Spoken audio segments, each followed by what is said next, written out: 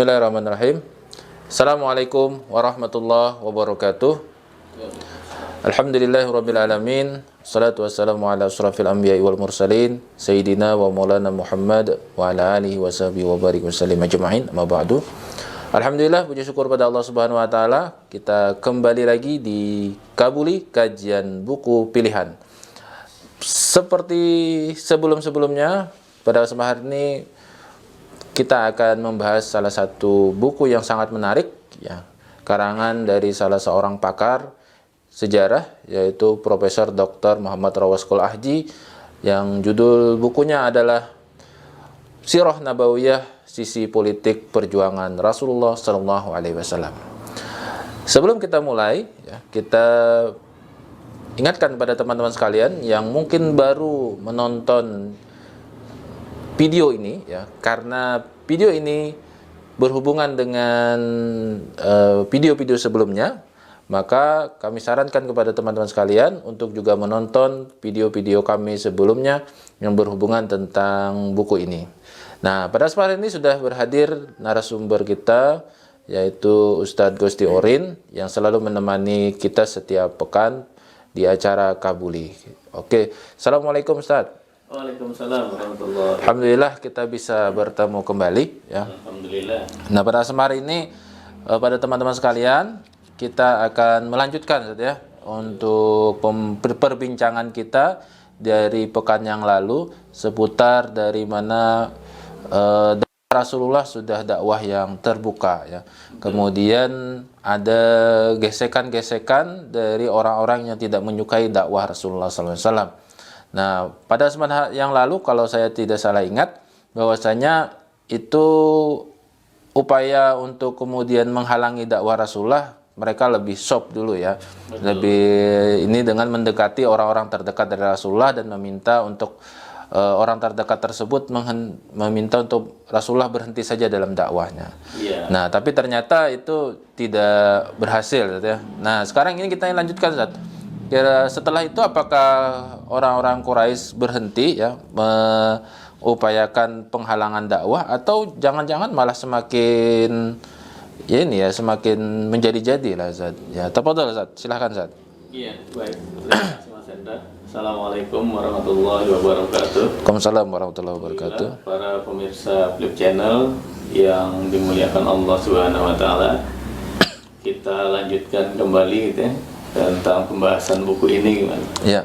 Jadi ini memang konsekuensi, ya, konsekuensi ketika dakwah Islam itu sudah disampaikan dengan cara yang lebih terbuka, itu. Ya. Jadi pada saat awal-awal kemarin, gitu, dakwah Islam kalau di Sirah Nabawiyah yang tulisan Syekh Sofiur Rahman Al-Mubarakpuri ini kan beliau membagi dakwah di Makkah itu, periode dakwah di Makkah itu menjadi 3 tahapan, gitu. Itu tahapan pertama itu dakwah secara rahasia atau sembunyi-sembunyi, gitu, ya. Kemudian dakwah yang kedua itu dakwah secara terbuka, gitu. Tapi masih di kawasan Jazirah Arab, Makkah, gitu. Makkah. Nanti yang ketiga beliau sampaikan adalah dakwah secara terbuka di luar kota Makkah, gitu. Nah, jadi ini ibaratnya kita masuk pada yang kedua, itu. Jadi dakwahnya sudah mulai terbuka di kota Makkah, gitu. Jadi konsekuensi dakwah yang sudah semakin terbuka itu memang akan membawa sebuah risiko, gitu, ya, membawa sebuah konsekuensi yang semakin berat. Berbeda dengan ketika dakwah Islam disampaikan oleh Rasulullah pada saat fase yang Pertama masih tadi, ya. rahasia tadi, ya. Karena memang kan tidak ditampakkan, gitu, ya, orang-orangnya juga belum terlalu ketahuan, Ya, siapa. betul. Dampak pada tatanan sosial masyarakat pada saat itu juga belum terbaca, gitu kan, itu oleh orang-orang pembesar-pembesar Makkah pada saat itu. Nah, maka ketika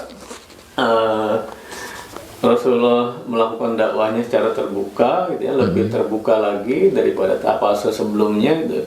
beliau langsung menyeru secara terbuka kepada siapa saja. Kalau dulu pertama itu kepada circle terdekatnya, Iya. ring satunya, nggih. dan para sahabat beliau juga sama seperti itu juga, di ring satu juga itu. Maka ya resiko itu juga tidak terlalu besar gitu. Artinya orang-orang yang diajak, orang-orang yang diseru, orang-orang yang didakwahi itu adalah orang-orang yang kemungkinan besarnya itu akan menerima gitu. Iya, iya. Akan menerima dakwah. Nah, kalaupun menolak tidak akan melakukan penentangan keras lagi. Nah, tapi beda dengan yang fase ini. Pada fase ini ya ini lebih konsekuensinya akan lebih keras gitu. Ini wajar sebenarnya ya, karena akan ada yang merasa terganggu gitu. Betul, ya. Akan ada yang merasa terganggu gitu. Kemudian ya orang terganggu kan akan bereaksi. Betul, nggih. Nah ini kalau meminjam fase kedua ini, kalau meminjam istilah yang disampaikan oleh Syekh Taqiyuddin An-Nabhani, itu adalah fase tafaul. Jadi berinteraksi di tengah masyarakat. Nah, berinteraksi itu di tengah suasana masyarakat yang memiliki berbagai pemahaman yang berbeda dengan apa yang dipunyai Islam gitu. Kemudian memiliki keyakinan-keyakinan, kepercayaan-kepercayaan berbeda dengan apa yang ada di dalam Islam, tentu akan bergesekan, bahkan bergesekan dan membawa konsekuensi yang cukup kuat gitu ya. Sehingga wajar kemudian ada reaksinya. Ada reaksinya. Reaksi dari para, ya terutama para pembesar, para tokoh-tokoh di Makkah pada saat itu. Seperti itu. Nah, ini merupakan konsekuensi wajar gitu. Konsekuensi logis atas sebuah tahapan yang tadi itu naik daripada aktivitas terbuka. Jadi begitu. Reaksinya tadi dalam bentuk seperti apa, Ustaz? Apakah hanya sekedar menyuarakan untuk berhenti saja kah, atau ada hal yang lebih pada itu gitu? Beragam. Dan sesuai pada tingkatannya gitu. Misalnya dulu kan pada saat dakwah itu sembunyi-sembunyi, tidak diapa-apai ya. Iya kan gitu. Ketika dakwah mulai terbuka, maka ada permintaan kan, yang kemarin episode kemarin kita bahas, misalnya ada permintaan daripada tokoh Quraisy kepada Abu Thalib gitu. Kemudian ketika semakin terbuka lagi, semakin kuat lagi interaksi dakwah itu di tengah mereka, maka tentu akan semakin ditingkatkan level konsekuensi yang diberikan oleh para penentang dakwah itu. Karena merasa terganggu, status quo-nya ya.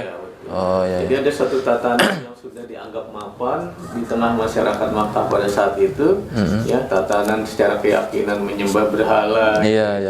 Ada Tuhan-Tuhan lain selain Allah. Ada keyakinan-keyakinan kesukuan yang kuat, macam lah di situ ya. Betul. Nah, itu ketika Islam datang, dicoba untuk dikikis gitu. Dicoba dihapus oleh Islam gitu, yang dibawa oleh Rasulullah. Kemudian akhirnya terjadi gesekan itu. Nah, ya setidaknya sebenarnya bisa dimulai dengan penyematan label-label negatif gitu. Propaganda negatif gitu ya. Nah, setidaknya itu yang pertama. Ini kan ibaratnya masih secara verbal ya gitu.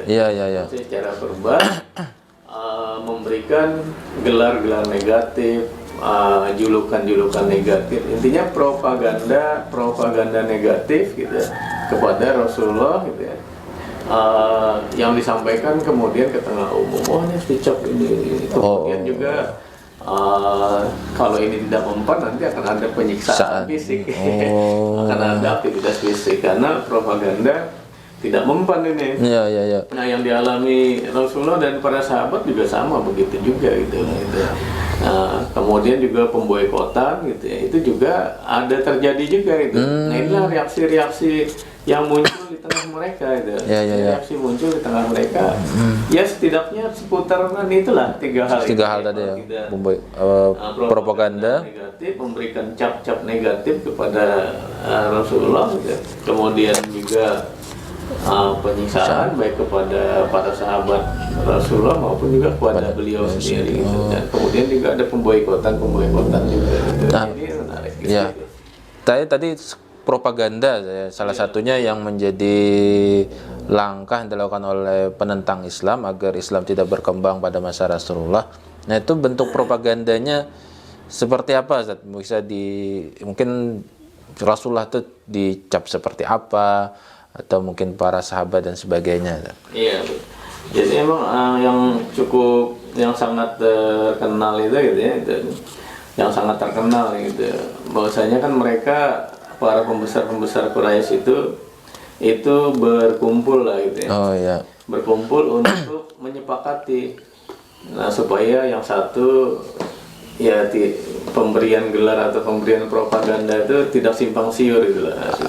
Berarti berkumpul untuk satu opini ya. Oh iya ya. Untuk satu opini apa yang harus kita cap gitu buat Muhammad ini gitu. Ya. Seperti itu ya. Nah ini dilakukan mereka sebenarnya gitu. Oh. Ya jadi mereka lakukan begitu. Ya misalnya mereka berkumpul untuk memberikan gelar kepada Rasulullah itu sebagai orang gila misalnya itu. Iya. Kan, gitu. Nah jadi diberi gelar ini harus kita sebut orang gila itu. Nanti kalau ketemu siapapun ya kita sampaikan bahwasanya Muhammad itu gila gitu loh itu. Oh. Nah tapi ini dipatahkan sendiri kan oleh mereka. Dipatahkan sendiri oleh mereka. Jadi di antara orang-orang yang berkumpul itu mematahkan sendiri, yaitu yang lain bilang gitu. Kita kan sudah tahu kan gitu bagaimana perilaku orang gila. Iya. Gitu. Yang dia keluyuran kesana kemari, tidak jelas, ngomongnya tidak jelas, kemudian ngejar orang misalnya, cek orang. Apa kita pernah melihat Muhammad seperti itu gitu? Nah, ternyata ditolak oleh mereka sendiri. Jadi antara pernyataan dengan kenyataan itu tidak sama gitu loh. Kalau pernyataan dengan kenyataan tidak sama, berarti kan itu tidak benar artinya. Betul. Akhirnya ini gugur itu alasan dosanya ini kita sebut sebagai orang gila. Orang gila. Gitu. Ya, karena tidak pernah memang indikasi menunjukkan itu. Mereka tidak pernah melihat ini Rasulullah melakukan atau berperilaku seperti itu. Iya. Ngomong sendiri misalnya gitu. Habis itu keluyuran, gitu, nyasai orang, ganggu orang katanya. Iya.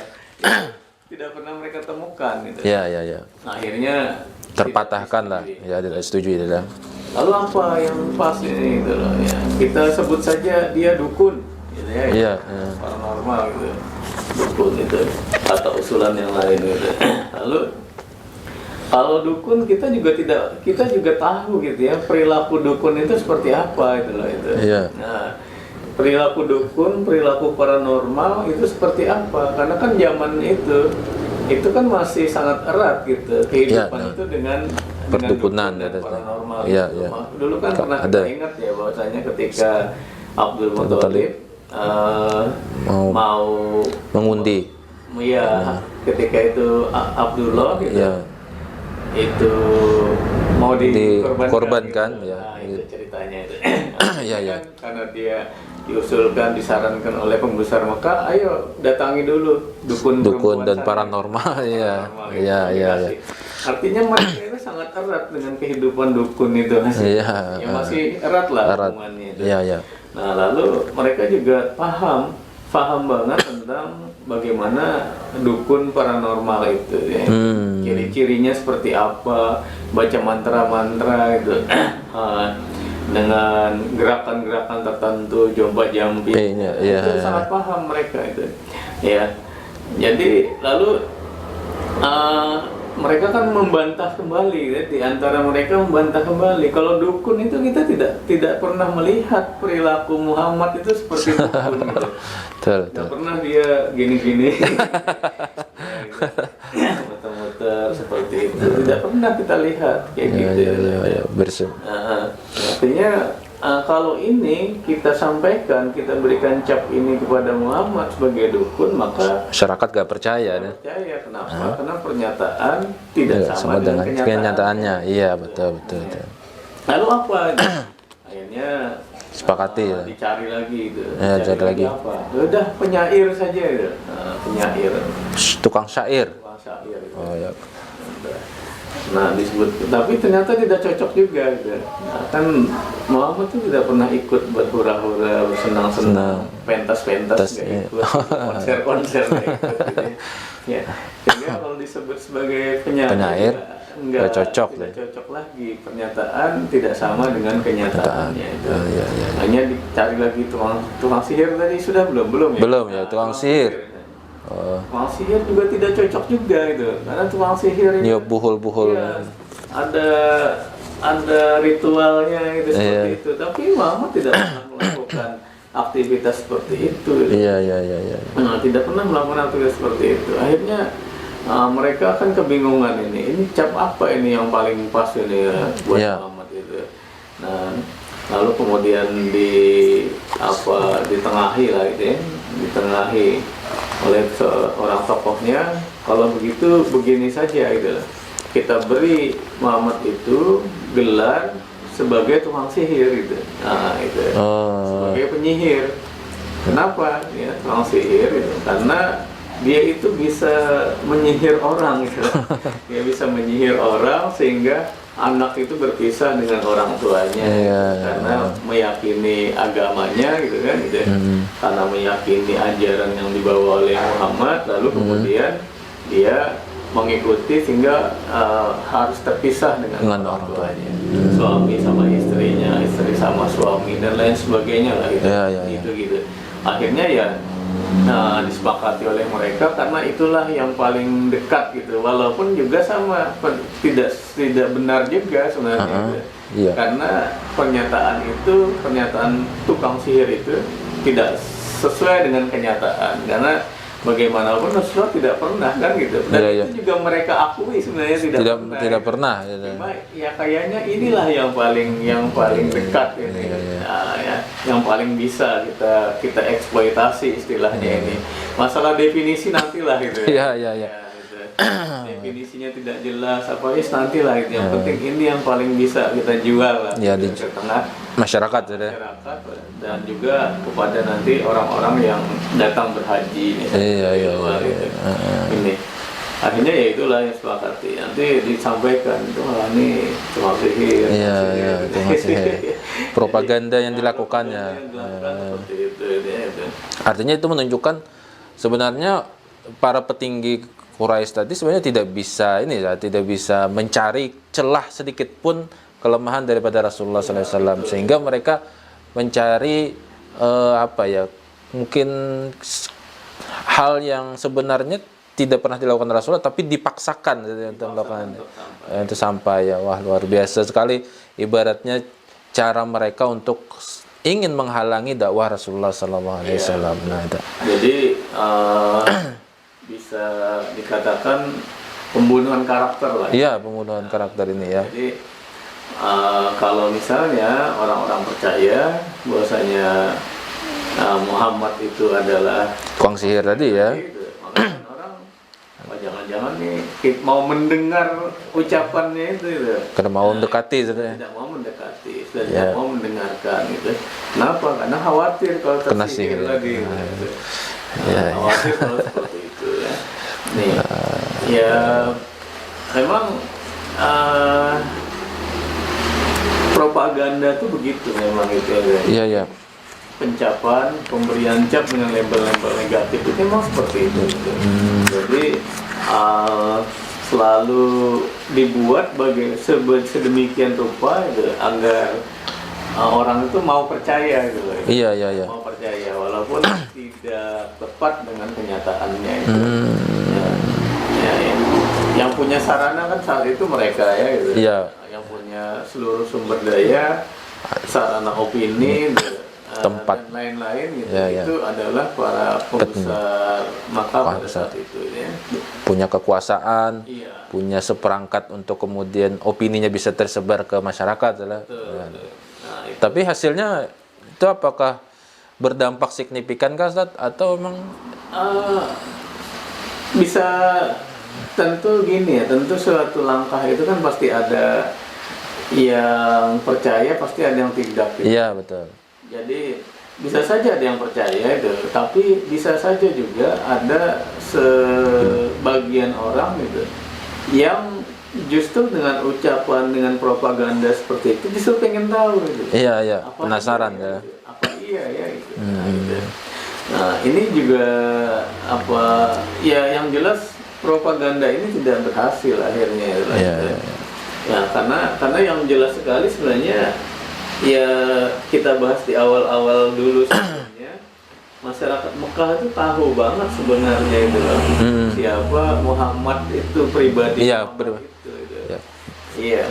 Bahkan dari kecil ya, bagaimana kita bicara di awal-awal dulu bahwasanya beliau itu sudah jadi buah bibir, sudah sangat dikenal tengah masyarakat dengan kepribadian yang baik, dan itu mungkin orang kok masa iya gitu ya, saudara. Iya. Nah, Tapi ya itulah propaganda, saudara. iya, istilah propaganda. Tapi justru dengan propaganda itu tadi itu semakin membuat sebagian orang itu ingin lebih tahu. Oh betul. Nah, sebenarnya begitu, ingin lebih tahu apa sih yang disampaikan ini itu. Secara pribadi nggak mungkin Iya. dia itu seperti itu. Iya, iya, iya. Kan gitu. Nggak mungkin dia tukang sihir gitu. Nggak mungkin dia ini. Nggak mungkin lah, dong sejak kecil kita tahu kok. Iya, iya, iya. Perkembangannya seperti apa.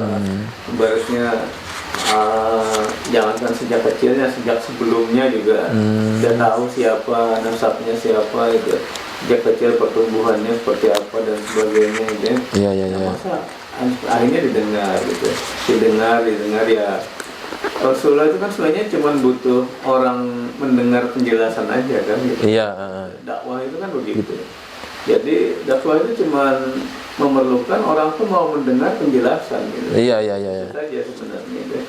Ya kalau tidak mau mendengar penjelasan ya repot gitu. Ya, kalau sudah ditutup dari awal, repot Iya. ini ya dengan Ketika ada kesempatan menjelaskan, Rasulullah menyampaikan, memberikan penjelasan, maka biasanya itu sebagian itu akan ikut gitu. Memang sudah hatinya beku, tidak mau menerima kebenaran, gitu ya. kali seperti itu. Iya, iya, iya. Oh, berarti luar biasa sekali propaganda yang dilakukan oleh kafir Quraisy tadi untuk kemudian menentang dakwah Rasulullah SAW.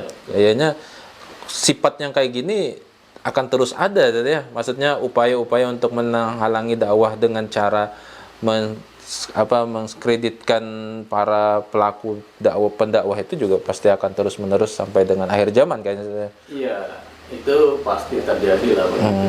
Siapapun yang bergesekan gitu kan, jadi ada sebuah ide A, kemudian ada ide B, gagasan A, gagasan B, keyakinan A, keyakinan B, sistem A dan sistem B itu. Kalau keduanya ini berada dalam posisi yang bertolak belakang gitu, dia pasti akan saling berbenturan. berbenturan. Oke, iya. Nah itu sudah sebuah kemestian begitu. Ya. Dan kita seharusnya harus mencontoh seperti Rasulullah dan para sahabat untuk terus teguh ya dalam dakwah itu saja. Nah, kita lanjut sedikit nih sebelum kita akhiri.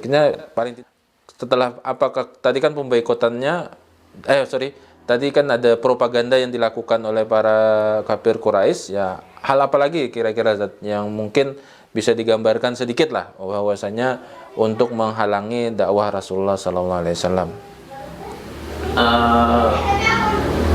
Jadi juga mereka itu biasanya mengadakan perundingan ini. Iya. Nah, jadi ibaratnya itu dulu sebelum episode lalu kita bahas juga, yaitu bisa kita sebut sebagai ya perundingan yang tidak langsung lah ya. Oh ya, ada perundingan tidak langsung. Para pembesar Makkah Quraisy gitu dengan paman beliau Abdul Thalib. Ya. Nah sekarang nih mereka ingin mengadakan perundingannya langsung gitu lah. Semua pembesar berkumpul tadi ya sampai akhirnya mereka sepakat tadi. Dan langsung dengan Rasulullah sendiri. Oh gitu. Nah, berunding sana. Tapi ini juga gagal juga. Gagal juga. Karena pada saat itu dikirim Utbah bin Rabi'ah gitu ya, untuk diskusi, negosiasi lah dengan Rasulullah gitu. Tapi juga gagal juga. Apa yang didiskusikan di sana, dinegosiasikan ya kurang lebihnya begini ya gitu. Tapi fragmen lengkapnya kan banyak di kitab-kitab sirah ya gitu. Iya. Kita tidak terlalu mendetili banget ya. Iya. Kita inginkan apa kerangka-kerangkanya aja.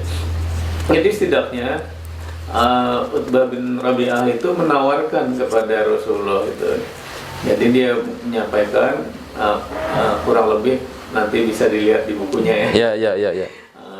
Jadi kurang lebih dia sampaikan gitu, wahai Muhammad gitu, kalau kamu itu sakit ya gitu, kalau kamu itu sakit gitu, maka kami akan carikan gitu. Nah di sini ada ya.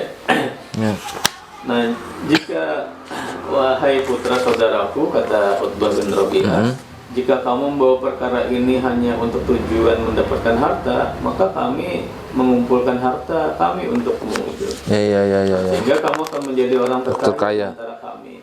Jika yang kamu inginkan kemuliaan, maka kami jadikan kamu pemimpin kami. Sehingga tidak satu perkara pun yang diputuskan tanpa kamu. Ya. Jika kamu ingin jadi raja, maka kami jadikan kamu raja kami. Nah, dan lain-lain lah tawaran-tawarannya itu ya. Jadi, ya sebagaimana kita ketahui kan, Makkah itu tidak mengenal raja. Raja, iya betul. Menarik nih. Cuma itu ditolak oleh Rasulullah SAW gitu ya.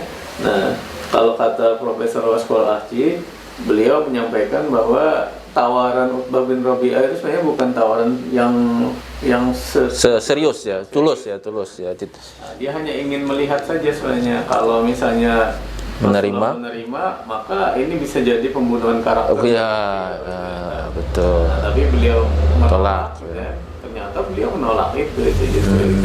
Nah, maka Utbah bin Rabi'ah juga sebenarnya memahami bahwasanya ini dakwah yang tulus. Iya.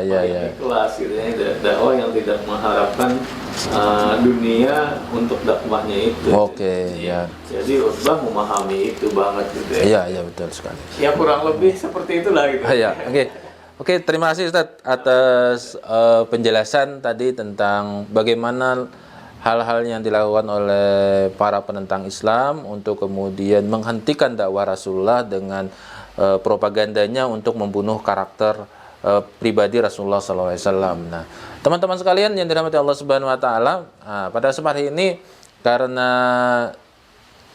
kita akan lanjutkan kembali ya, pastinya akan hal lebih menarik lagi ya ke depannya saja untuk kita bahas, karena ini baru pembahasan propaganda. Tadi sebenarnya sudah ada disinggung beberapa hal yang mungkin yang akan yang sudah terjadi pada masa Rasulullah itu sendiri. Salah satunya adalah dengan penyiksaan, pemboikotan dan sebagainya. Nah, itu akan kita bahas di pekan yang akan datang. Oleh sebab itu pada teman-teman sekalian, jangan lupa untuk di like, komen dan di-share video-video ini. Mudah-mudahan keberkahan tidak hanya kepada kita, tapi juga dapat kepada saudara-saudara kita. Terima kasih atas perhatian. Mohon maaf jika ada hal yang kurang berkenan. Kita akan ketemu di pekan yang akan datang, edisi Kabuli yang berikutnya. Assalamualaikum warahmatullahi wabarakatuh.